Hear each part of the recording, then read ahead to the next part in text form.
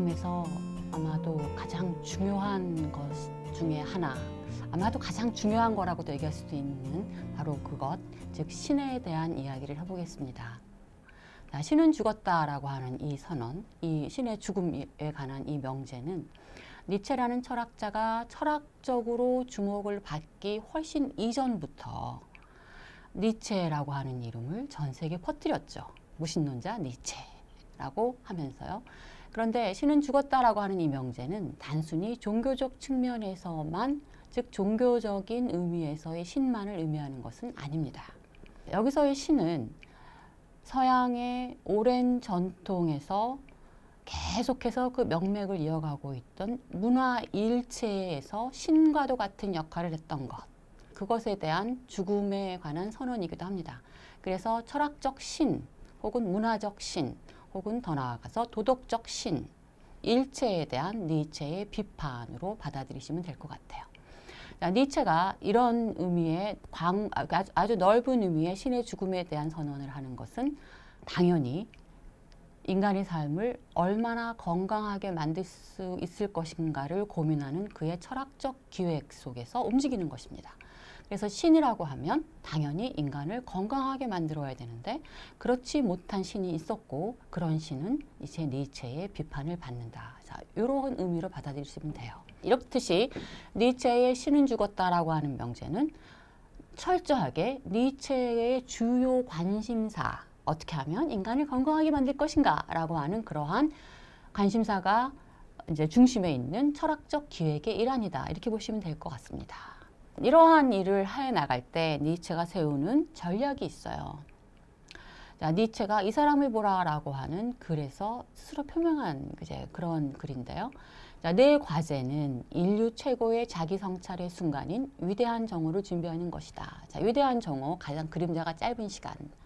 자, 그 시간을 준비하겠대요. 자, 이때 우리는 뭘 할 거냐면 우연과 사제의 지배로부터 벗어나야 한다.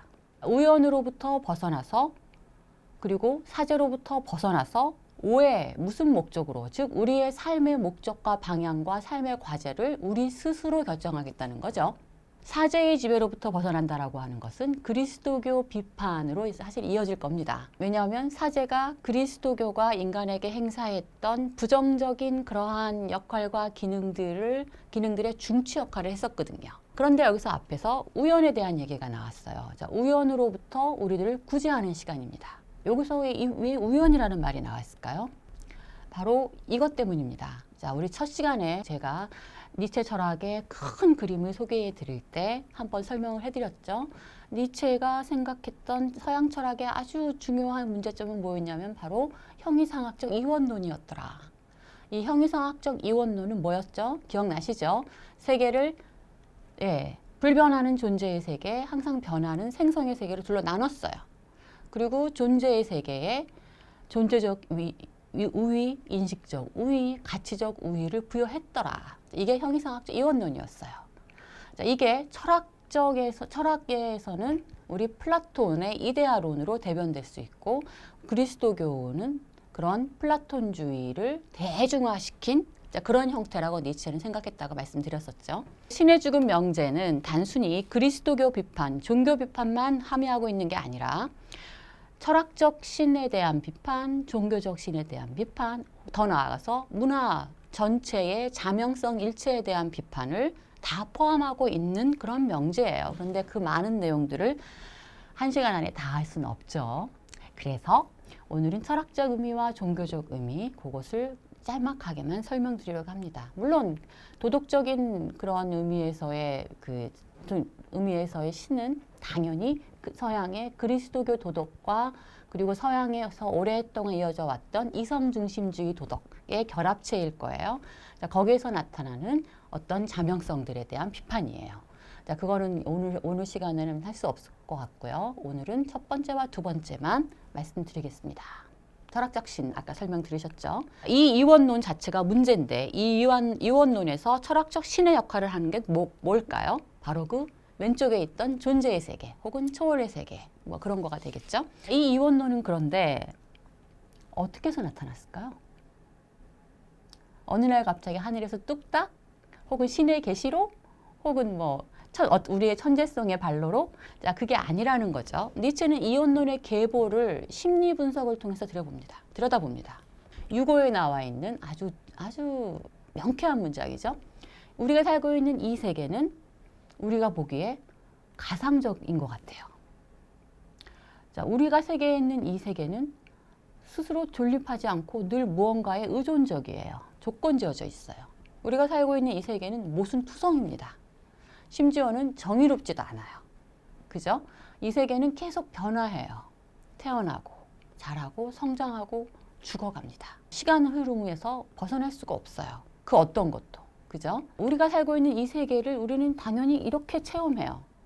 그런데 가상성, 조건지어져 있고 무언가에 의존적이고 변화하고 죽을 수밖에 없고 더덥고 또 모순적이고 불합리하고 부조리하고 정의롭지 않고 하는 이 사태를 우리는 그냥 그렇구나 라고 넘기지 않는다는 거예요.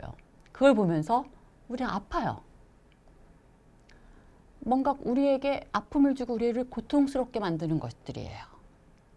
그래서 이 고통을 겪으면서 뭐라고 추론을 하냐면 따라서 참된 세계가 있다.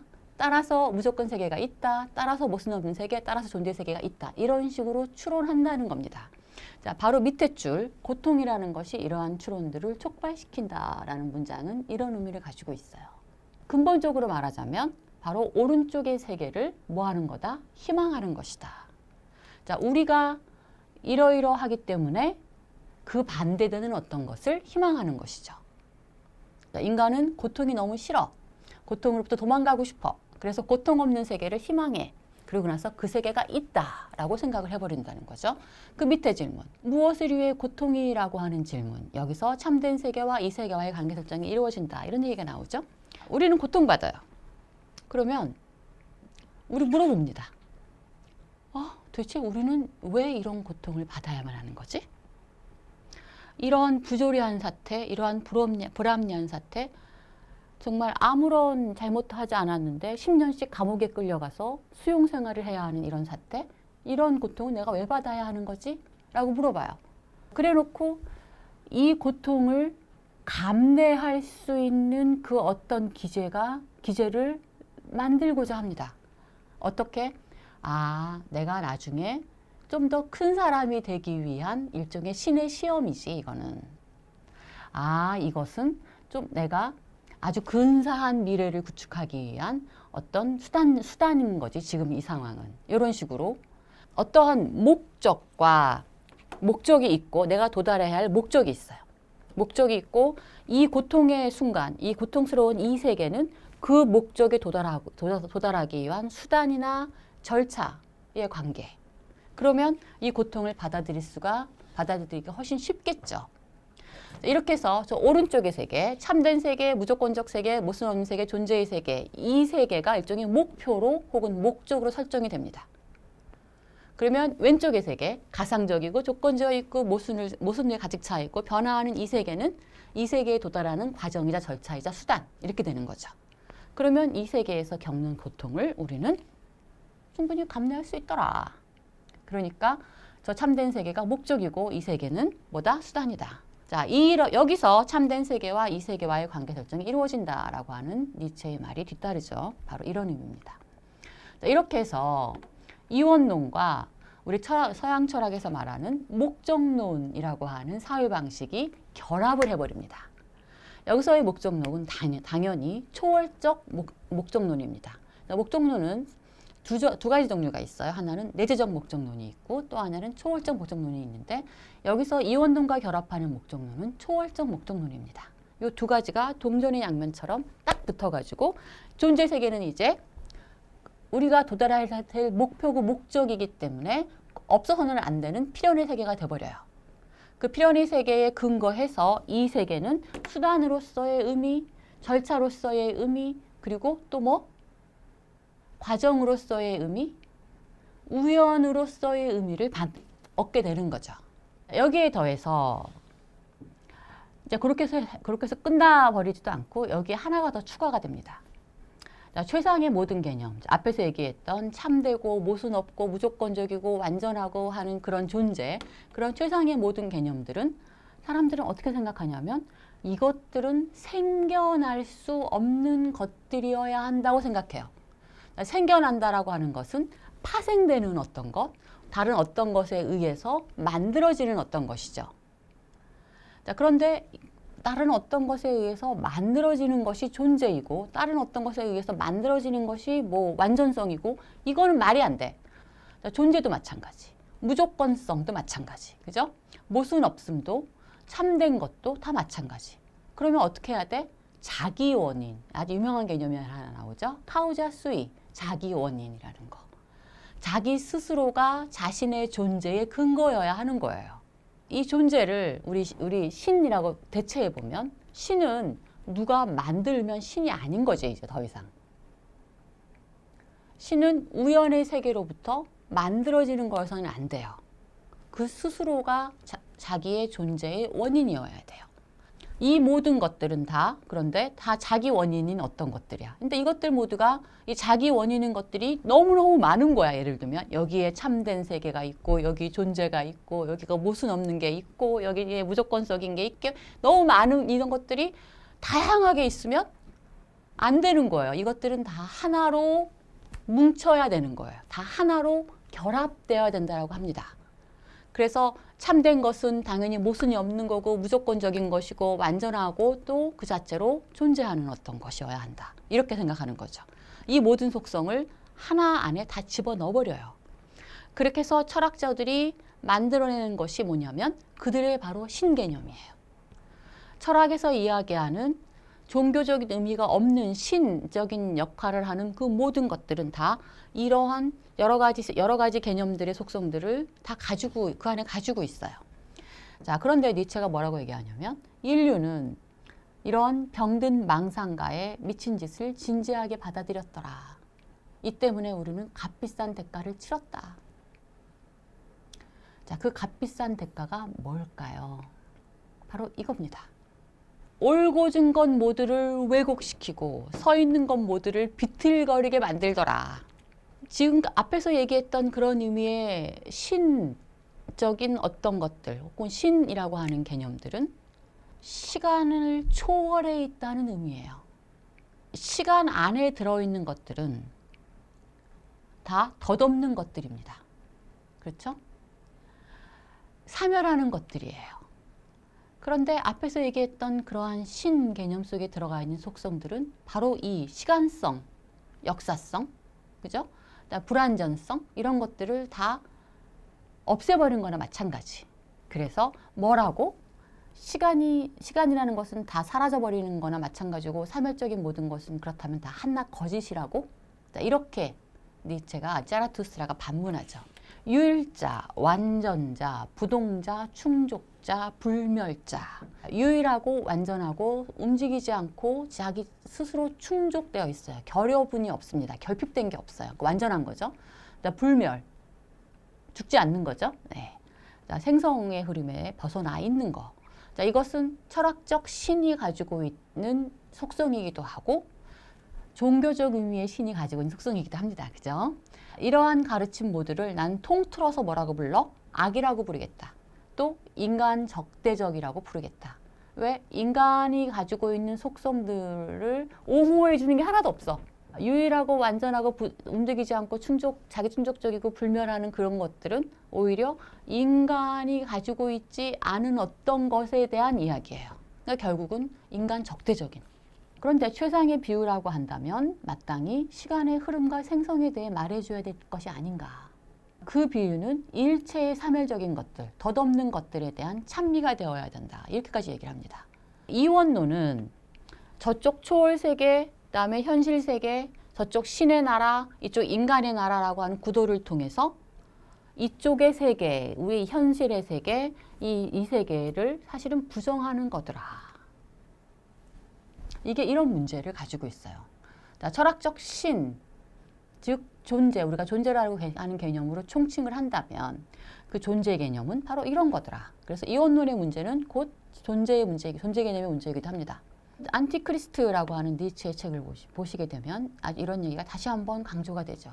신이 삶에 대한 묘아이자 삶에 대한 영원한 긍정이 대신 삶에 대한 반박으로 변질되어 버리더라. 삶과 자연과 삶의 의지에 대한 적대가 선언되고 있었더라. 이러면 안 되는 거죠. 하지만 이런 결과를 낳게 되더라. 저 세상에 대한 긍정, 이 세상에 대한 부정 의식을 결과적으로 도출시켰더라. 이게 니체가 도저히 용납할 수 없는 바로 그 귀결점입니다. 자, 그래서 우리 첫 시간에 얘기했던 이야기 잠깐 다시 할게요. 니체는 이원론을 이론론으로 바꾸고자 했죠. 어떻게? 힘의 의지의 관계세계라고 하는 그러한 컨셉을 가지고 이 이론론을 우리 뭐라고도 부르냐면 생기존재론이라고도 부릅니다. 여기 생기는 힘의 의지에 대한 다른 표현이에요. 이원론을 이론론으로 바꾸는 것은 곧 우리를 이 세계를 우연히 지배하는 혹은 우연으로서의 세계로 바라보는 그런 생각으로부터 이 세계가 곧 스스로 필연적인 어떤 것이다 라고 하는 생각으로 전환시키는, 우연을 필연으로 전환시키는 그런 입장이기도 합니다. 여기까지가 이제 철학적 신에 대한 니체의 표명이었고요. 그런 신은 지금까지 철학에서 신적인 위계를 차지했던 무엇보다도 가장 큰 기능을 행사했던 이원론, 그리고 이원론에서의 존재 개념은 어떻다? 죽었다. 뭘로? 이론론으로 대체되면서. 여기까지가 이제 철학적 신에 대한 비판, 그리고 지금부터는 그리스도교 신에 대한 비판을 잠깐만 언급해 보겠습니다. 신은 죽었다라고 하는 선언은 당연히 유럽의 절대 종교였던 그리스도교에 대한 비판이기도 하죠. 그리스도교 신 개념이 가지고 있는 문제를 지적하는 것이기도 하고요. 동시에 그리스도교 교회와 사제에 대한 비판이기도 합니다. 그런데 이러한 그리스도교 신 개념과 그리스도교 교회와 사제에 대한 비판을 끌어가는 니체의 전략은 뭐냐면 예수와 그리스도교를 분리하는 거예요. 자, 예수 그리스도와 종교로서의 그리스도교가 분리돼서 고찰됩니다. 더 나아가서 예수는 당연히 자기 안에 신성과 인간성을 다 가지고 있는 존재잖아요. 기존의 신학이나 그 종교에서 예수가 가지고 있는 인성보다는 신성을 더 강조했다면 이제 니체는 뒤집어서 인간 예수를 주목해야 한다고 생각해요. 이게 니체의 전략이에요. 예수에게 있는 인간성을 주목하고 예수 그리스도와 그 종교로서의 그리스도교를 분리해서 고찰합니다. 자, 그것을 통해서 진정한 의미의 그리스도교성이 무엇인지를 밝혀내고자 해요. 그것은 곧 19세기 그리스도교 종교로서의 그리스도교에 대한 비판이기도 한 거죠. 더 나아가서 실체적인 어떤 존재로서의 실제로 존재하고 자존적이고 아까 얘기했던 것처럼 불멸하고 그 다음에 자기 원인 그런 의미로서의 종교적인 의미의 신 대신에 신성의 문제에 주목을 합니다. 그리고 그 신성은 인간 안에 내재하고 있더라. 그래서 인간 안에 내재하는 신성을 주목하라라고 하는 그런 메시지를 우리에게 남겨줘요. 자, 인간에게 신성이 있다고? 우리가 그걸 어떻게 알고 우리가 어떻게 얘기할 수가 있지? 라고 누가 반문한다면 니체의 답변은 이겁니다. 예수 그리스도를 봐라. 그는 인간이었다. 하지만 신성을 내부에 가지고 있는 그런 존재였다. 자, 인간 예수 그리스도가 살았던 삶과 그의 복음의 내용을 우리가 따라한다면 우리도 인간 예수 그리스도의 길을 따르고 있는 것이다. 그러면 우리 안에도 신성이 깃들 수 있다. 이렇게 니체는 생각을 하는 것이죠. 자, 니체의 이런 식의 전략과 이런 식의 주요 중심 주제는 그리스도교 비판을 단순한 무신론으로 그냥 획일화시킬 수 없는 그런 내용들을 갖게 됩니다. 그리고 이런 내용들은 니체가 어느 날 갑자기 자고 일어나서 계시를 받아서 생각해낸 게 아니고 당대의 당대의 19세기에 그리스도교에 대한 어떤 신학적인 어떤 탐구 혹은 역사적인 탐구의 그런 경향들에 이제 영향을 받은 거죠. 잘 아시겠지만 모든 시대에는 다 나름대로의 시대의 화두라는 게 있습니다. 자, 계몽 시대의 화두는 뭐였죠? 이성이었죠. 자, 중세의 신 중심의 그런 세계관에서 인간 중심의 세계관으로 오면서 인간이 가지고 있는 탁월하고 특출한 능력인 이성을 주목을 하게 되죠. 그래서 이성의 힘에 대한 여러 가지 이제 연구가 많이 나오고 이성의 힘이 과연 무엇을 할 수 있고 어디까지 할 수 있는가, 또 이성의 사용의 과정과 그 구조와 절차는 어떤 것인지에 대해서 많은 사람들이 관심을 갖습니다. 그래서 그때 나온 아주 많은 책들의 제목이 거의 다 무엇과 관계되냐면 인간 지성. 그래서 뭐 인간 지성에 대한 탐구라고 하는 제목을 가지고 있는 책들도 많잖아요. 19세기의 시대의 화두는 뭐냐면 예수입니다. 자, 예수의 단순한 예수가 아니라 예수의 삶이에요. 예수의 삶. 그래서 예수의 삶에 관한 책들이 무지하게 많이 쏟아져 나옵니다. 다 비슷한 제목들을 가지고 있어요. 그런데 이 예수의 삶에 주목하는 책들이 쏟아져 나온 것은 뭐냐면 당대의 유럽 사람들이 도대체 무엇을 다시 뭐라 그럴까요? 탐구의 주제로 삼았는지를 이제 보여주는 증거인 거죠. 왜 유럽 사람들이 예수의 삶에 관심을 가졌을까요? 왜 그게 시대의 화두가 됐을까요?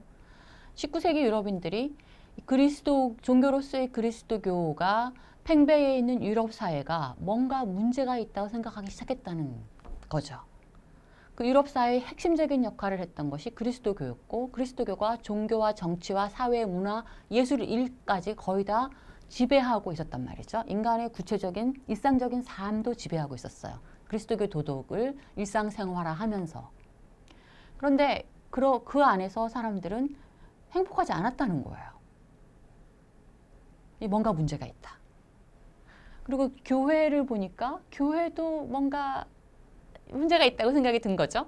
그래서 그리스도교의 근원을 우리가 다시 한번 살펴봐서 종교로서의 그리스도교가 지금 그리스도의 교회의 지금 현재의 모습이 과연 개선을 필요로 하는 것인지, 개선이 필요하다 한다면 어떻게 개선해야 할 건지를 원래 초기의 원시 그리스도교성을 통해서 다시 한번 그 방향을 모색해보자. 자, 이런 식의 생각이 이제 만연해 있던 거죠. 그래서 하제, 울만 같은 그러한 신학자들이 예수의 삶에 주목해서 인간 예수를 다시 들여다보기 시작을 합니다. 스트라우스도 마찬가지. 뭐 쉔켈, 여기에는 제가 소개를 이제 PPT에는 들어가지 않았는데 쉔켈이라고 하는 사람도 마찬가지. 쉔켈은 특히 그 예수 그리스도를 열혈당원, 혁명가 이렇게 제시한 사람이기도 하죠. 자, 대부분 다 예수의 인간으로서의 삶의 모습에 중점을 둡니다. 포이어바흐는 말할 것도 없고, 르낭 같은 사람은 잘 아시겠지만 무신론의 전형이자 뭐 종교사에 엄청난 파장을 일으켰던 사람이죠. 우리나라에도 르낭의 예수의 생애는 번역되어 있어요.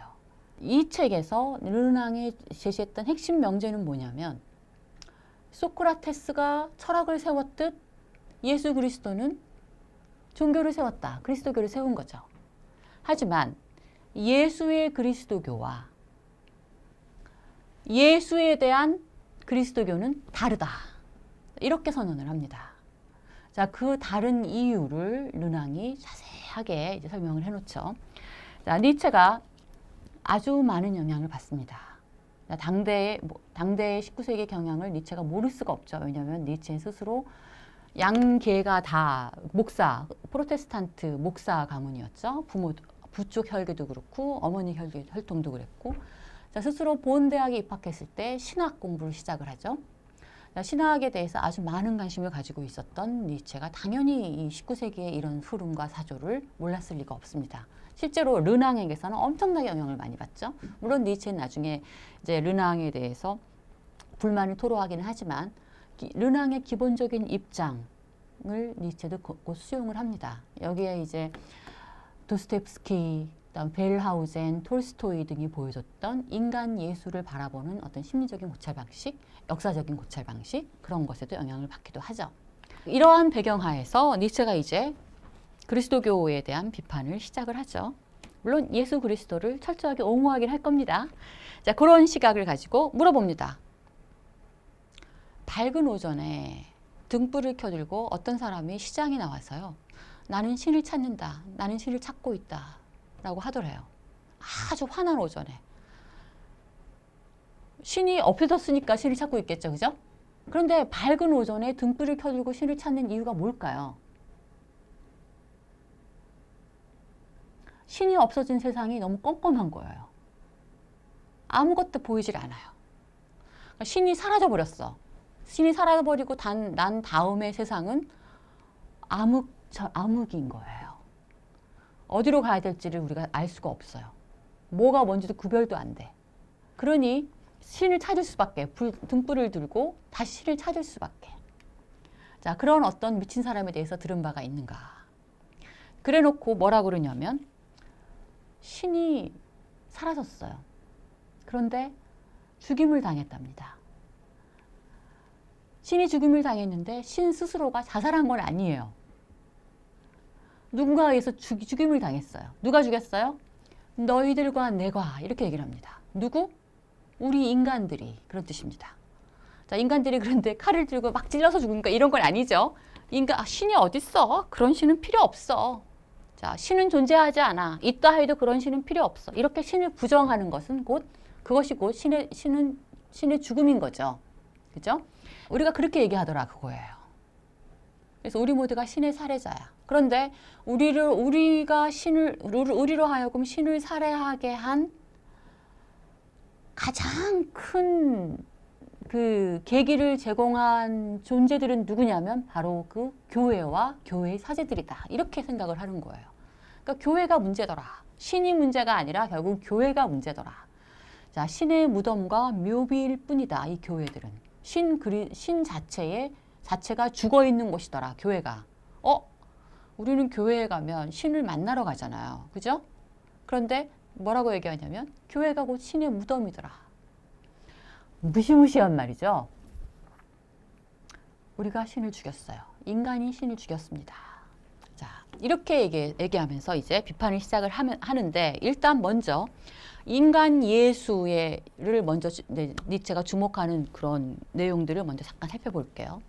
예수는 인간으로서 아주 독특한 심리적인 특징을 가지고 있답니다.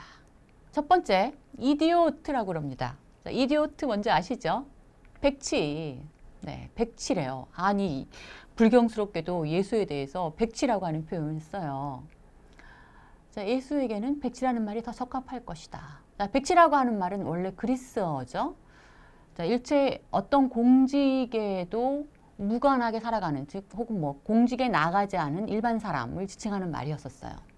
근데 이 말이 점차로 이제 이렇게 많이 사용이 되면서 현실에서 제공되는 그 어떠한 체제나 문화와도 무관하게 살아가는 사람을 지칭하는 말로 확대돼서 사용이 됩니다.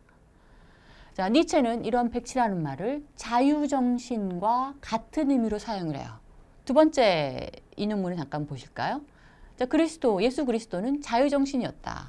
그는 이미 확정되어 있는 현실에서 하나의 율법으로, 하나의 규칙으로, 하나의 제도로, 하나의 관습이나 하나의 또 뭐가 있죠? 우리의 도덕 등등.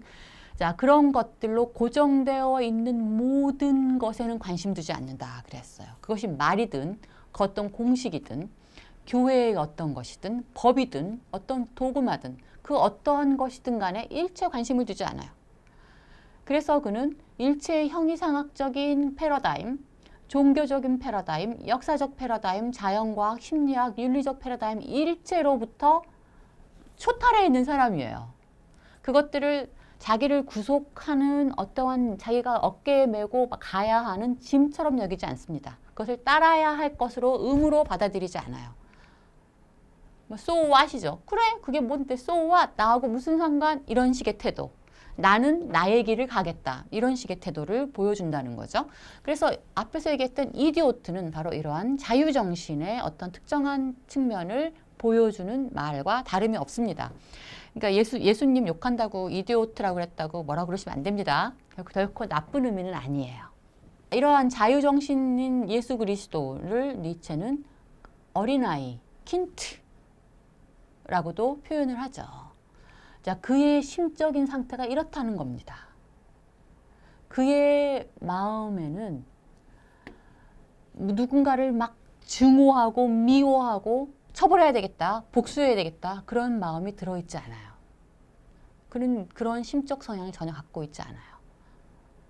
누구를 탓하지도 않아요. 화내지도 않아요. 우리가 아는 어린아이들은 우리의 그 조그만 어린아이들 보면 막 화도 내고 막 앵앵거리고 울기도 하고 막 이러잖아요. 그러니까 실제 그런 어린아이들을 묘사했다고라기보다는 아주 깨끗한 상태? 막 그렇게 이해하시면 될 것 같아요. 그래서 자유정신의 그러한 아주 깨끗한 상태, 새로운 출발의 상태, 아주 순수한 상태, 그 자체로 무결한 상태, 이렇게 이해하시면 될 것 같아요. 실제로 자라투스트라는 이렇게 말했다 해서 어린아이는 자유정신을 상징하는 말로 사용되기도 하죠. 자, 인간 예수는 누구를 미워하고 누구에게 성내고 탓하고 누구에게 분노하고 그런 심적 성향이 전혀 없는 존재. 누구하고 싸우겠다라고 하는 생각도 없는 존재.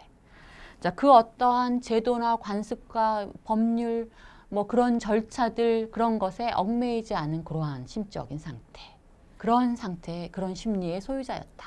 이런 인간 예수가 그런데 우리에게 기쁜 소식을 전합니다. 그 기쁜 소식을 우리는 뭐라고 부르냐면 에반겔리움, 복음이라고도 불러요. 그죠? 복을 가져오는 소식, 그런 뜻입니다. 자, Die fröhliche Botschaft, 독일어는 그렇게 표현하죠. 즐거운 소식이란 뜻입니다. 이 복음의 내용이 뭘까요? 니체가 주목하는 것은 네 가지인데 서로 이렇게 네 가지가 얽혀 있는 구도입니다. 첫 번째는 바로 이거예요. 자, 안티크리스트라고 하는 니체의 책에 나오는 이야기. 한번 읽어볼까요? 신의 나라는 사람들이 언젠가 오기를 고대하고 바라고 기다리고 있는 그런 게 아니다. 그것은 어제를 갖고 있지 않고 내일 이후를 갖지 않는다. 1000년이 되어도 오지 않는다. 우리 천년왕국 소리 되게 많이 들었는데, 그죠? 신의 나라는 언젠간 도래할 미래의 어떠한 사태가 아니라는 거죠. 어떤 사태다 그러면 내 마음 속에서 겪는 특정한 경험의 상태. 그래서 어디에든 있을 수 있지만 어디에도 없을 수도 있는 그런 상태다. 내 마음속에 특정한 상태예요. 내 마음속에 특정한 상태, 그럼 천국이 내 마음속에 있다. 이런 말하고 같은 거죠. 그죠? 네. 천국은 내 마음속에 있어요. 그러면 우리가 천국을 가고자 하는 것은 뭐냐면 구원받는 거잖아요. 구원받기 위해서 가는 거죠. 혹은 구원되었다라고 하는 증표가 천국에 가는 거잖아요. 그렇다면 구원은 내 마음속에 있잖아요. 이런 뜻이네요. 그죠? 내면의 구원론. 죽어서 가서 심판받고 그 다음에 가는 그런 곳은 아닙니다. 인간은 늘 언제나 구원받을 수 있어요. 그런 수 있는 가능성이 있는 존재예요. 그러면 언제 구원받을 수 있을까요? 세 번째 줄. 사랑하며 살면 된다라고 나오네요. 우리가 사랑을 실천하면, 우리가 사람들을 사랑하고 살면, 우리가 서로 사랑하면, 생명 있는 모든 것들의 사랑의 힘을 보여주면 그때에 깃드는 마음속의 특정한 경험, 그것이 바로 그 기쁨이 천국의 기쁨인 거죠. 그래서 다시 한번 이제 안티크리스트의 글을 인용을 해보면 기쁜 소식은 뭘 의미할까요? 참되고 영원한 삶이 이미 우리 안에 있음을 발견한다는 거예요. 그런데 이런 삶은 누군가에 의해서 약속되는 게 아니야. 우리 스스로가 만드는 거예요. 우리가 사랑하면서 살면 우리가 그렇게 되는 겁니다. 그렇게 하면 구원이라고 하는 것은 사랑을 실천하면 받을 수 있는 그런 상태네요. 그죠? 구원 이퀄 사랑의 실천. 이것이야말로 니체가 바라보는 진정한 그리스도교성의 실체입니다. 그러면 그 다음 말, 우리가 사랑하면서 살면 누구든지 다 우리는 신의 자식이 될 수가 있겠네요. 예수만 신의 자식인 것은 아니다. 예수 스스로도 결코 자기 자신에게만 적용되는 것은 아무것도 없다고 주장했답니다. 누구든지 다 신의 자식일 수 있고 누구든지 신의 자식인 한에서 다 동등할 수 있습니다. 이게 예수의 복음이래요. 이것은 곧 복음적 평등주의를 이야기하는 거죠. 교인이든 교인이 아니든 이슬람 교인이든 불교도든 혹은 뭐 남녀 호랑개비 교인이든 다 사랑을 실천하면 누구든지 다 신의 자식이고 예수 그리스도가 신의 자식이듯이 그런 신의 자식이 될 수 있다. 일종의 복음적 평등주의. 이게 두 번째 복음입니다. 세 번째 복음은 유대교에서부터 그리스도교가 받아들였던 바로 그것에 대한 비판인데요. 그게 뭐냐면 죄와 벌. 인간은 태어나면서부터 원죄를 지고 태어난다면서요. 누구 책임? 우리 아담과 이브의 책임. 그죠? 인류의 조상인. 그때부터 인간은 이미 죄를 짓는 존재로 묘사됐었어요. 그리고 살아가면서 뭔 죄의 목록이 그렇게 많은지. 그죠?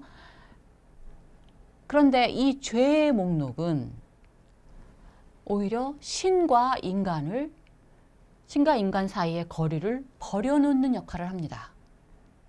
왜? 죄의 목록이 많아지면 많아질수록 그 죄를 지은 사람을 어떻게 하는? 판결하고 죄에 대한 응징을 하는 그런 존재라고 하는 그 속성이 신에게 점점 더 많이 부여가 되기 때문이에요. 그러니까 신은 점점 무서워져 이제. 그죠? 그래서 니체가 이렇게 얘기를 해요. 복음의 심리에는 죄와 벌 개념 따위는 없어요.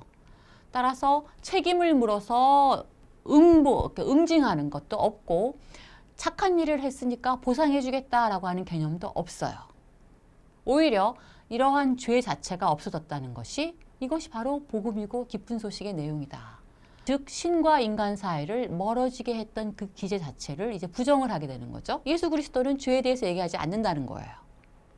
왜? 신과 인간 사이를 멀어지게 하는 대신 가깝게 해주고 싶기 때문에. 자, 그래서 니체가 이렇게 덧붙여서 이렇게 얘기를 합니다. 신에 대한 신앙, 나에게 무언가를 보상을 해주고 나의 죄를 사해주고 하는 그러한 신에 대한 믿음, 신에 대한 신앙이 그리스도교인의 독특성을 이야기해 주는 것은 아니다. 진짜 그리스도교인이라면 행동 때문에 그리스도교인이 되는 것이다. 어떤 행동? 사랑을 실천하는 행동. 그러니까 신에 대해서 제가 이런 죄를 지었으니까 용서해 주세요라고 하는 그런 기도의 내용, 기도를 하는 것 자체가 그리스도교인을 그리스도교인으로 만들어주는 건 아니다. 진정한 그리스도교인이라면 사랑을 실천하면 된다. 이게 바로 복음의 세 번째 내용입니다. 자, 구세주, 예수 그리스도죠. 그는 사람들이 자신들을 신적이고 복음적이고 언제나 신의 자식이라고 느끼게 해주는 유일한 것이 어째서 삶의 실천인지를 알고 있었어요. 자, 인간들이 자기 자신에게 내재해 있는 신성을 발견할 수 있는 존재라는 것을 알고 있었습니다. 그래서 신에게로 향하는 길은 회개, 용서의 기도가 아니고 오로지 복음적 실천이 신에게로 인도하고 복음의 실천 자체가 바로 신이다. 전율이 일어나지 않아요? 그렇죠? 네. 인간에게는 다 이러한 신성이 있고 예수 그리스도는 그 모범을 보여준 것이다. 이게 예수 그리스도의 복음의 내용입니다. 자, 죄의 개념. 그래서 우리 스스로가 죄인이라고 하는 그런 의식을 파기하고 내면의 구원론을 이야기하고 사랑의 실천을 중요시하는 복음적 평등주의를 말하는 예수 그리스도의 복음이었어요. 결국은 인간에게 있는 신성을 주목하라 라고 우리에게 이야기를 하네요. 그런데 이런 복음이 끝나버렸답니다. 언제? 예수 그리스도의 죽음과 더불어. 자, 그리스도교의 진짜 역사로 내가 역사에 대해서 이야기를 해보겠다. 안티크리스트에 나오는 유명한 말이죠. 그리스도교라는 말 자체가 사실은 오해나 마찬가지야. 왜냐하면 예수 그리스도가 보여주었던 원시 그리스도교 성을 왜곡시켰기 때문에. 그러니까 그리스도라는 말을 사실은 사용해서는 안 됐다. 이런 의미를 가지고 있습니다. 자, 근본적으로는 오직 한 사람의 그리스도교인만이 존재했었다. 누구게요? 예수 그리스도. 그는 그런데 십자가에서 죽었습니다. 그러니까 예수의 죽음 이후에 종교로서의 그리스도교의를 믿는 사람들, 그러한 그리스도교인들은 진짜 그리스도교인이었던 예수 그리스도하고는 다르다. 뭐 이런 얘기네요. 복음도 십자가에서 죽어버렸어요. 자, 그 순간부터 복음이라고 불린 것은 이미 그 유일한 그리스도교인이 체험했던 것과는 정반대, 나쁜 소식, 즉 화음, 디스앙겔리움이었다. 예수 그리스도가 십자가에서 돌아가셨습니다. 자, 그 죽음을 바라본 사도들은 도대체 그 죽음을 이해할 수가 없었어요. 아니, 신의 아들이 어떻게 저런 죽음을 스스로에게 허용할 수 있는 거지? 어떻게 신이 죽을 수가 있는 거지? 그것은 아주 굉장히 큰 문제였어요. 자, 그 죽음을 스스로에게 납득시킬 수 있는 장치들이 필요합니다. 그 죽음에 대한 해석을 통해서 그 죽음이라고 하는 사건이 이해가 되어야 돼요. 그래서 해석의 역사가 시작이 된 거예요. 저 예수 그리스도의 저런 죽음은 어떠한 불멸에 대한 믿음 혹은 내세에 대한 구원 이런 것을 우리에게 알려주기 위해서야. 신이 언젠가는 저러한 죽음을 심판하러 올 것을 우리에게 약속할 거야. 이런 식의. 언젠가는 심판받는 인간들이 모두 다 그 크게 이제 신의 분노를 이제 받게 되는 종말이 올 거야. 자, 저것은 죄를 지은 사람들은 언젠가는 벌을 받게 될 거라고 하는 것에 대한 어떠한 상징이야. 등등등등등등. 자, 우리가 이제 교회를 통해서 알거나 일반 상식적으로 알고 있는 그리스도교에서 교리가 이야기하는 것들이 하나하나 추가된 겁니다. 그러면서 예수에게서 신성과 인간성을 분리시켜버리고 신성과 인간성 자체를 대립시켜버리고 신앙의 중심을 삶에 두지 않고 저쪽 초월 세계로 저쪽이 초월적인 어떤 것으로 인간과 분리시켜서 자, 그것이 신앙의 중심인 것으로 만들어버린 거죠. 이런 것들에 대해서 니체가 이렇게 이야기를 합니다. 밑에 세 번째 줄. 저들이 말하는 구세주의 영혼은 갈라진 틈새 투성이. 이들 틈새 하나하나의 저들의 망상을 저들이 신이라고 부르는 대용품을 채워 넣었던 거다. 그러니까 그들이 만들어낸 거라는 거예요. 이 앞에 있는 바로 유일신과 단 하나의 신의 아들. 교인과 그 외의 인간 사이를 구별하는 어떤 거, 그 외의 여러 것들, 기도의 절차들, 속죄의 절차, 회개의 절차 등등등등 이 모든 것들이 다 하나씩 차례대로 그 안에 끼어 들어갔다. 망상이다.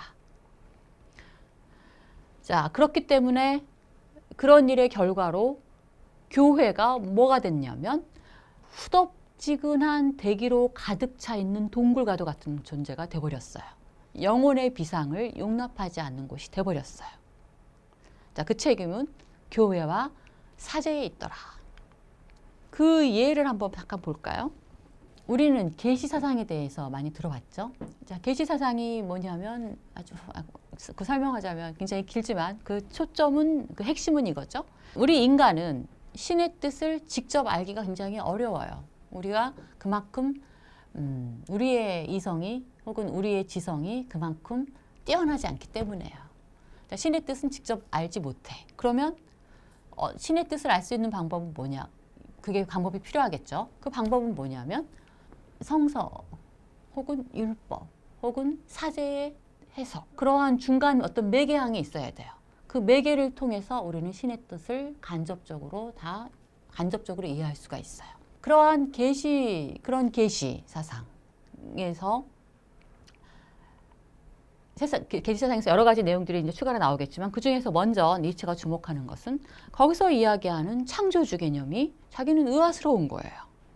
그러니까 창조주는 우리를 만들었잖아요. 그죠? 우리를 만들 때 우리가 그런 다른 매개하는 그런 존재들을 거치지 않고도 신과 직접 교통할 수 있도록 우리를 창조했다면 그러면 별 문제가 없었을 텐데 이 창조주가 인간을 만들 때 너무 열악하게 만든 거예요. 그래서 뭐라고? 솜씨를 제대로 익히지 않은 탓에 그 옹기장이는 실수를 너무 많이 한 거예요. 실수를 많이 한 옹기장이라고 부르네요. 우리를 빚었다면서요. 그죠? 흙으로 빚었다면서요. 그래놓고 마음에 차지 않는다고 해서 자신이 만든 그릇들과 창조물에 엄청나게 화풀이를 해요. 이것이야말로 좋은 취향에 거스르는 죄다라고 자라투스트라가 이야기를 합니다. 자, 그는 자기의 뜻을 직접적으로 명료하게 우리에게 전달해주고 우리가 그것을 직접적으로 받아들이게끔 창조할 수 있었는데 그러지 않았다. 이렇게 창조주를 설명하는 것이 계시사상의 시작이죠. 근데 진짜 신이라면 이럴 필요가 없는 거잖아요. 그러니까 계시사상의 자체의 문제점을 교회가 만들어낸 계시사상의 문제점을 노출하고 있다. 자라투스트라는 이렇게 말했다 해서 또 하나의 다른 식의 얘기가 나옵니다. 뭐라고 얘기하냐면 새 눈 아래서의 이야기지만 가로 열고 그는 한쪽 눈이 멀어 있었다. 교황하고 자라투스트라가 대화하는 그런 장면입니다. 새 눈 아래, 원래 독일 표현에서 운터피어 아우겐 그러면 내 눈 아래에서 이야기해요. 자, 우리 눈 두 개씩이니까 눈 네 개면 우리 두 사람이죠. 우리끼리 이야기하자면 그런 뜻이에요. 일로 와봐. 우리끼리만 얘기하자면 이런 뜻이에요. 그런데 눈이 하나가 부족하네요. 새 눈. 왜? 교황 눈이 한쪽이 멀어 있었대요. 근데 뭔가 문제가 있는 거죠. 교황이 사태를 보기는 제대로 보는데 뭔가 문제가 있어. 뭔가 결핍되어 있는 거죠. 그 한쪽 눈을 가지고 교황이 바라본 문제점입니다. 교황 스스로가 고백하는 문제점. 물론 자라투스트라의 입장이기도 하죠. 니체의 입장. 자, 신에 관한 일에서라면 나 교황보다 더 잘할 수 있는 사람은 없지. 자, 내가 봤을 때 이 신은 그의 아들에게까지 새길로 왔어. 그래서 그의 신앙에 간음이라는 것이 있게 된 것이다. 이렇게 얘기를 합니다. 이게 이제 우리 예수 그리스도의 탄생과 관계되는, 신의 탄생과 관계된 이야기죠. 자, 옛날 그리스 신화를 보시면 이 신의 탄생과 관계된 비슷한 이야기가 하나가 있습니다. 이게 누구냐면 제우스가 암피트리온의 와이프, 아내인 알크메네의 밤에 살짝 찾아오죠. 알크메네가 아이를 낳게 되는데 제우스의 아들인 헤라클레스 또 자기 남편 그 암피트리온의 아들인 이피클레스를 동시에 쌍둥이로 출산을 하게 되죠. 이게 어떻게 가능한지를 모르겠지만 이 옛날 신화니까. 자, 이 신의 탄생에 관한 바로 그 이야기, 그 이야기를 그리스도교가 차용해서 예수 그리스도의 탄생에다가 써먹었다는 거예요. 그 일종의 간음이나 마찬가지라는 거죠. 자, 그것을 예수 그리스도에 대한 그런 식의 이야기를 만든 건 누구냐면 교회예요. 이렇게 비난을 합니다. 그런데 더 나아가서 그를 사랑의 신으로 찬양하는 자는 사랑이 무엇인지를 제대로 모르는 사람이다. 판관까지 되고자 한 것이 그 신이 아니었던가. 교황도 교회가 만들어낸 신의 문제가 무엇인지를 알고 있어요. 뭐냐면 사랑의 신을 판관의 신으로 만든 거예요. 자, 판관이라고 하는 것은 판결하고 처벌하고 분노하는 신. 응보의 어떤 것을 주는 그런 신이에요. 바로 이겁니다. 복수하는 신인 거죠. 인간이 뭘 잘못하면 거기에 대해서 응징의 벌을 가하는 일종의 보복이고 복수인 거거든요. 그러니까 심판자 신인 거죠. 사랑의 신에 응보와 복수 기제를 집어넣은 것 자체가 문제였다라고 교황도 스스로 시인을 합니다. 이것은 니체의 입장이기도 하죠. 이 교회가 왜 이런 응보와 복수 기제를 예수 그리스도에게 집어넣었냐면 그것은 유대교 전통을 흡수했기 때문이죠. 그리스도교가 아시겠지만 판관자 신에 대한 그런 불만 외에도 니체는 교회가 만들어낸 신 개념에 엄청난 패러독스를 발견을 해요. 신이라고 하는 것은 원래 니체가 보기에는 조상신에서 나왔어요. 조상신은 조상을 숭배하는 의식에서 나왔어요. 근데 우리가 알고 있는 종교사하고 약간 다르죠. 우리는 뭐부터 나왔죠? 동물을 숭배하는 것부터 시작을 하잖아요. 그런데 니체는 약간 생각이 달라요. 그런 식의 어떤 종교 발생사를 받아들이려고 하지 않고 인간은 어떤 존재냐면 서로가 서로에게 늘 무언가를 주고받는 그런 존재예요. 그러니까 나는 너한테 필요한 거를 주니까 너는 나한테 필요한 거를 줘. 그래서 주고받는 존재예요. 이 주고받음에는 일종의 가치의 등가 원칙이 성립을 합니다. 그래서 너한테 의미 있고 가치 있는 걸 널 줄 테니까 너는 나한테 필요로 하는 거죠. 즉 나한테 의미 있는 거를 줘. 이래야 정당한 교환 관계가 이루어지죠. 자, 개인과 개인들은 다 이런 관계를 맺으면서 살아가요. 저는 여러분에게 이러한 니체에 대한 이제 강의를 하고 여러분들은 거기에 대한 응답으로 뭘 주시죠? 환한 웃음을 주시죠. 자, 이거에 서로 주고받는 관계. 그럼 저도 기분이 좋잖아요. 자, 저는 이제 그걸로 만족을 합니다. 이러한 개인과 개인 사이의 관계가 개인과 조상 사이에도 성립한다는 거예요. 자, 개인이 잘 살면 잘 살고 잘 살수록 그리고 자신의 어떤 그러한 좋은 처지에 대한 감사의 마음을 갖게 돼요. 조상에 대해서. 그래서 조상에 대해서 자기 감사 표시를 합니다. 자, 조상은 내가 감사 표시를 하면 기뻐. 그러고서 it's okay 이렇게 되죠. 우리가 부모에 대해서 하는 거가 똑같아요. 자, 부모가 저에게 사랑을 주고 저도 나름의 감사의 표시를 또 다른 식의 사랑의 방식을 통해서 또 드리죠. 서로가 서로를 만족시키는 관계. 조상과의 관계도 마찬가지. 그런데 개인들이 한 개인이 아니라 이 개인들이 이제 군집을 이루고 집단을 이루잖아요. 그래서 점점 더 수가 많아져요. 하나의 민족을 이뤄요. 그러면 개인들의 조상들 중에서 가장 힘이 센 그런 조상이 일종의 조상신의 역할을 하게 됩니다. 이런 조상신들이 또 되게 많아져요. 그러다가 가장 힘이 센 그 조상신이 점차로 유일신으로 된다라는 생각을 니체는 가지고 있어요. 그 유일신으로 된 조상신, 가장 힘이 센 조상신은 무엇에 대한 표현이냐면 그 조상신을 믿는 고민족들이 가장 힘이 세다라는 것을 의미하는 것이기도 합니다. 그래서 유일신이 생겨요. 근데 거기까지는 전혀 문제가 없어요.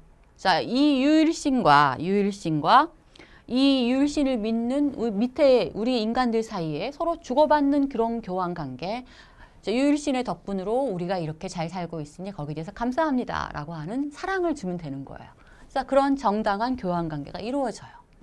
그런데 유일신 중에서도 문제가 되는 종교가 하나가 있었어요. 그게 뭐냐면 그리스도교였어요. 이 그리스도교가 왜 문제냐면 최대한의 죄 감정을 지상에 나타나게 했다. 신에 대해서 신이 우리에게 뭔가를 해줬기 때문에 신에 대한 거기에 대한 일종의 응분의 대가를 우리는 사랑을 주죠. 감사의 표시를 합니다. 자, 그런데 거기에는 그냥 주고받는 관계에서 생기는 일종의 경제적 교환 관계가 성립해요. 신은 우리에게 이렇게 잘 살게 해주는 것을 줬으니까 우리는 신에게 감사하는. 신은 그걸로 만족하는. 그래서 내가 뭘 받았으니까 거기에 대한 일종의 부채를 청산하는 것이기도 하죠. 그런 관계는. 그래서 일종의 경제적인 교환 관계였어요. 거기에는 죄의식 같은 게 들어가 있을 여지가 없어요. 그런데 그리스도교가 이러한 정상적인 주고받는 관계를 일종의 거기에다가 죄의식을 불어넣어서 채무자, 채권자 관계로 변화시켜버린 거예요. 자, 인간은 신에 대한 채무자가 돼요. 자, 신은 인간에게 무언가를 요구할 수 있는 채권자가 됩니다. 자, 그렇게 해서 인간은 죄인이야. 그 죄인이라는 내용은 뭐냐면 원래는 신에게 갚아야 될 것을 갚지 못하고 있는 존재. 신에게 무언가 빚지고 있는 존재. 그래서 뭔가 문제가 있는 존재, 움츠러들 수밖에 없는 존재. 그래서 채권자가 된 신은 뭐 하냐면 인간에게 요구를 해요. 보상을 요구를 합니다. 내가 받아야 될 것을 빨리 내놔라. 이렇게 되는 거죠. 내놔라라고 요구할 수 있는 존재. 그런데 이 죄인이 된 이 인간은 한순간만 죄인으로 되고 끝나버리는 게 아니에요. 영원한 죄인이 됩니다. 수없이 많은 죄의 리스트를 통해서. 더군다나 그리스도교 교리에 보면 무슨 얘기가 나오냐면 대속 개념이 나오죠. 예수 그리스도가 인간의 죄를 위해서 스스로는 죄가 없지만 대신 죽는다. 인간의 죄를 대신 사해주는 신의 자기 죽음은 바로 그런 뜻이죠. 뭐라고? 신 스스로가 인간의 죄 때문에 자기를 희생하는 거예요. 신 스스로가 자기 자신을 자기 스스로에게 지불하는 거. 자, 신이란 그래서 뭐냐면 인간이 상환할 수 없게 된 걸 인간에게서 벗어나 상환할 수 있는 유일한 존재. 뭔가 내가 줄 게 있으면 어떻게 되냐면 내가 주면 돼요. 그죠? 내가 빚지고 있으면 그 빚을 스스로 탕감하면 됩니다. 그런데 이 신의 대속을 통해서 인간은 그 탕감의 기회를 완전히 놓쳐버리고 말았어요. 예수 그리스도가 대신 탕감해버렸어요. 나는 스스로 나의 채무를 변제할 기회를 갖지 못합니다. 그래서 영원한 죄인이 돼버려요. 두 가지 의미에서. 하나는 수없이 많은 죄의 리스트를 통해서, 또 하나는 대속을 통해서. 그래서 니체가 이렇게 얘기하죠. 아니, 이것을 사랑이라고 얘기할 수 있는 거야? 진짜 사랑이라면 인간이 뭔가 갚을 게 있으면 스스로 갚게끔 놔두는 게 사랑이지. 그죠? 그 사랑의 기회를, 그 기회를 스스로 먼저 없애버리는 게 그게 사랑이야? 그래서 영원한 죄인으로 머물게 놔두는 게 그게 사랑이야? 이게 니체의 의문점이에요. 그리스도교는 그런데 바로 이걸 했다는 거예요. 인간을 영원한 죄인으로 만들었어요. 왜 그랬을까요, 근데? 인간을 영원한 죄인으로 만들면 뭐가 좋아요? 이 모든 것은 사제가 그것 아래서 권력을 잡고 그것을 가지고 권력을 유지시키려는 여러 조건들에 대한 표현법에 불과하다. 이게 니체의 생각입니다. 사제가 신을 대변해서 신과 인간 사이에 자리를 잡고 신의 이름으로 사해주고, 죄를 사해주고, 신의 이름으로 신의 뜻을 전해주고 라고 하면서 자신의 존재의 의미를 확고히 하는 거죠. 그렇게 해서 인간을 지배하는 힘을 얻게 되는 거죠. 인간 위에서 신과 신의 바로 밑에 자리를 차지하면서 신과 다시 화해하려면 어떻게 해야 돼요? 사제들에게 복종해야 합니다. 이게 니체가 교회에 가지고 있는 비판, 사제들에게 가지고 있던 불만이었습니다. 교회에서 이야기하는 수없이 많은 화음들을 만들어내는 것은 예수 그리스도는 아니었다. 그 화음들은 다 뭐야? 교회가 만든 거다. 교회의 여러 가지 교리들이. 그 교리들을 만든 이유는 사제들의 권력력 때문이다. 또 교회의 존립을 위해서다. 이렇게 이해하시면 되겠습니다. 그런데 이제 이것만이 다가 아니고요. 니체가 신을 부정하는, 신은 죽었다라고 선언하는 것은 인간 스스로를 긍정하기 위한 전략적 측면에서 제시되는 경우도 있습니다. 뭐라고 얘기하냐면 아주 과감한 얘기를 하죠. 만일 신들이 존재한다면 나는 내가 신이 아니라는 사실을 어떻게 참고 견딜 수 있겠는가? 그러니 신들은 존재하지 않는다. 이게 말이 돼요? 이게 논리적으로 전혀 말이 안 되는. 그런데 이렇게 이야기하는 이유가 있습니다. 신들이 존재한다면 창조할 그 무엇이 남아있겠는가? 신도 창조 능력을 가지고 있는 존재. 그죠? 그런 신이 있다면 모든 것을 다 스스로 만들 거 아니에요. 그런데 인간에게도 창조 의지는 있잖아요. 인간에게 있는 무언가를 만들고자 하는 힘, 그건 힘의 의지의 다른 표현이기도 했었죠. 자, 그러한 인간을 창조적인 존재로 만들 수 있는 그런 힘이 인간에게도 있어요. 근데 모든 것이 이미 다 신에 의해서 형성되고 정해져 있고 고정되어 있다면 인간의 그러한 힘은 있어봤자 별 볼 일이 없게 돼버리거나 그러한 힘의 소산들은 다시 이원론적 세계관에서처럼 한간 우연이자 가상이자 헛것에 불과하는 것이 돼버릴 수밖에 없잖아요. 그래서 인간의 인간 힘의 의지, 인간의 창조 의지 혹은 창조적인 존재로서의 인간을 긍정하기 위한 전략적 측면에서 신의 창조력을 부정하겠다. 뭐 이런 식의 프로그램도 있습니다. 지금까지 했던 그리스도교와 관계된 니체의 비판은 그리스도교성이 무엇인지에 대한 진지한 고찰이자 그리스도교의 미래를 타진해보는 니체의 어떤 시도이기도 합니다.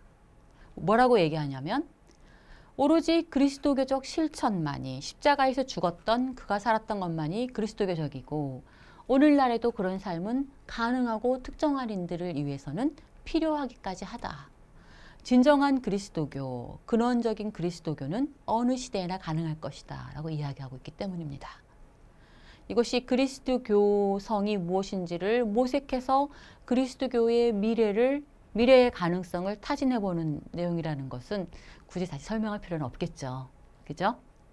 새로운 시작점은 당연히 예수 그리스도의 삶이 보여주었던 그리고 그의 죽음을 통해서도 보여주었던 사랑의 실천일 것이라고 니체는 보죠. 정리하겠습니다. 니체의 신은 죽었다라고 하는 측면은 철학적인 신의 죽음도 있지만 그리스도교에 대한 비판도 있었습니다. 신앙의 중심을 신에서 인간으로 다시 끌어들이는, 즉 사랑을 실천하는 삶이 어떤 삶인지를 직접 이제 우리에게 보여주는 거기 때문에 신에서 인간으로, 초월에서 내재로 중심을 바꾼 거죠. 인간에게 내재하는 신성을 주목하라라고 하는 이야기이기도 했었습니다. 신 대신에 신성, 신적인 어떤 것에 대한 주목이기도 했었어요. 이것은 곧 초월성과 현실성의 일치 가능성을 우리에게 보여주는 것이기도 했었습니다. 이원론의 종교적인 형태를 파괴하는 그런 내용이기도 했죠. 저쪽 세계와 이쪽 세계는 하나다, 하나일 가능성이 있다는 것을 직접 보여줍니다. 자, 진지한 종교 철학이라고도 얘기할 수가 있겠네요. 자, 이렇게 해서 니체가 요청하는 신은 삶에 대한 미화, 삶에 대한 긍정을 해줄 수 있는 그런 인간 삶의 생존 조건으로서의 신이 될 것임을 자명하겠죠. 그런데 예수 그리스도에 대한 니체의 그런 아주 긍정적이고도 그런 아주 사랑에 찬 자, 그러한 주목에도 불구하고 예수 그리스도를 바라보는 니체의 관점은 또 다른 관점은 아주 안타까운 시선이 반영되어 있어요. 자, 자라투스트라가 이렇게 얘기합니다. 진정 저 히브리인은 너무 일찍 죽었어. 자, 그가 너무 일찍 죽었기 때문에 이후에 많은 사람들에게 그의 죽음이 애군이 되고 말았어. 화음이 퍼진 거죠. 자, 그가 차라리 광야에 머물러고 선하고 의롭다고 말하는 자들로부터 멀리 떨어져 있었더라면 그는 삶을 누리는 법과 대지를 사랑하는 법을 배웠을 수 있었을 텐데. 자, 예수 그리스도는 진정 우리의 삶을 적극적이고도 아주 긍정적인 의미로서 받아들이고 사랑하는 법을 배우지 못한 채로 너무 일찍 죽어버렸어요. 그런데 그는 정신은 아주 고결한 정신이어서 그가 좀 더 살았다면 충분히 그럴 수 있었을 것이다. 그는 너무 일찍 죽었어. 그래서 미숙하게 사랑하고 미숙하게 사람과 대지를 미워하지. 그는 정신의 날개가 여전히 묶여 있었지. 이렇게 이야기를 합니다. 우리가 젊었을 때 아주 패시미스틱한 그러한 경향성을 많이 갖잖아요. 예수도 그랬다는 거죠. 또 예수도 젊은 나이에 그런 욱하는 그런 거 또 갖고 있었다는 거죠. 그래서 성전에 들어가서 채찍도 휘두르기도 했었죠. 젊은이는 아직 미숙해요. 이게 참 자라투스트라가 보기에 너무 안타깝습니다. 그의 고결한 정신은 좀 더 오래 살았더라면 바로 니체가 이야기할 정도의 삶에 대한 긍정, 건강한 삶에 대한 사랑, 이 세계에 대한 진정한 사랑까지 갖출 수 있었을 것이다. 참으로 안타깝네요. 라고 이야기를 하죠. 이 모든 내용들을 다 함축해서 니체가 이렇게 이야기합니다. 나를 이해했는가? 디오니소스 대 십자가에 못 박힌 자. 여기서의 나는 니체 스스로. 디오니소스라고 하는 상징은 니체에 대한 상징어이기도 하죠. 디오니소스적 긍정을 할 수 있는 상태에 대한 그런 표현이죠. 있는 것은 아무것도 버릴 것이 없으며 없어 좋은 것은 없다. 바로 그거. 예수 그리스도는 그러기에는 아직 너무 어렸어요. 너무 젊은 상태에서 안타깝게 너무 일찍 죽어버렸어요. 예수 그리스도를 받아들이지만 예수 그리스도의 부족한 면까지 니체는 바라보고 있었습니다. 여기까지 오늘 두 번째 강의 마치겠습니다. 수고하셨습니다.